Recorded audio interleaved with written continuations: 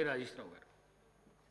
మీరు చెప్పినట్టుగా మీ సూచన పాటిస్తాం అధ్యక్ష. స్ట్రైట్ క్వశ్చన్లే అడుగుతా అధ్యక్ష మంత్రి గారిని. అధ్యక్ష, మొన్న గవర్నర్ గారి ప్రసంగంలో మహిళలకు 9,200 కోట్ల రూపాయలు ఆదా అయిందని చెప్పారు అధ్యక్ష. మరి 9,200 కోట్లు రాష్ట్ర ప్రభుత్వం ఆర్టీసీకి చెల్లించిందా, చెల్లించలేదా? ఒకవేళ బకాయి ఉంటే ప్రభుత్వం ఎంత బకాయి ఉందో మంత్రి గారు చెప్పాలి. Question number 1. క్వశ్చన్ నెంబర్ 2 అధ్యక్ష, ఆర్టీసీ లాభాల్లో ఉందా, నష్టాల్లో ఉందా? ఒకవేళ లాభాల్లో ఉంటే కార్మికులకు ఇవ్వాల్సినటువంటి బెనిఫిట్స్, ఏరియర్స్ కానీ వాళ్ళ సిసిఎస్ కానీ ఎందుకు ఇవ్వడం లేదో మంత్రి గారు చెప్పాలి.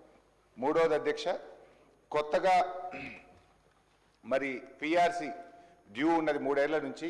కొత్త పిఆర్సీ ఆర్టీసీ ఉద్యోగులకు ఎప్పటి నుంచి ఇస్తారో కూడా మంత్రి గారు చెప్పాలి.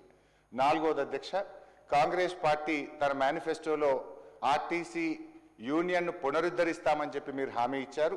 ఎప్పట్లోగా యూనియన్ను పునరుద్ధరిస్తారో మంత్రి గారు సూటిగా సమాధానం చెప్పాలి. 5th క్వశ్చన్ అధ్యక్ష, గత బీఆర్ఎస్ ప్రభుత్వం ఆర్టీసీ ఉద్యోగులను ప్రభుత్వ ఉద్యోగులుగా గుర్తిస్తూ మేము ఆనాడు గెజిట్ కూడా నోటిఫికేషన్ చేయడం జరిగింది. మరి వాళ్ళను డేట్ ఆఫ్ అపాయింట్మెంట్ ఎప్పటి నుంచి వారిని ప్రభుత్వ ఉద్యోగులుగా గుర్తిస్తారో కూడా మంత్రి గారు సూటిగా చెప్పాలి. లాస్ట్ క్వశ్చన్ అధ్యక్ష, మరి చాలా నియోజకవర్గాల్లో చాలా డిపోల్లో, ఈవెన్ నా సిద్దిపేట డిపోలో కూడా బస్సుల సంఖ్య తక్కువగా ఉంది.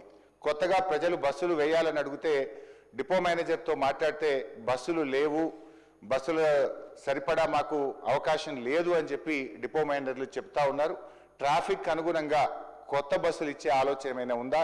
మరి ఇప్పటికే టైం అయిపోయినటువంటి బస్సులను కొత్త బస్సులతో రిప్లేస్ చేసే ఆలోచన ప్రభుత్వానికి ఏదైనా ఉందా? మంత్రి గారు సూటిగా సమాధానం చెప్పాలని మీ ద్వారా కోరుతున్నాను.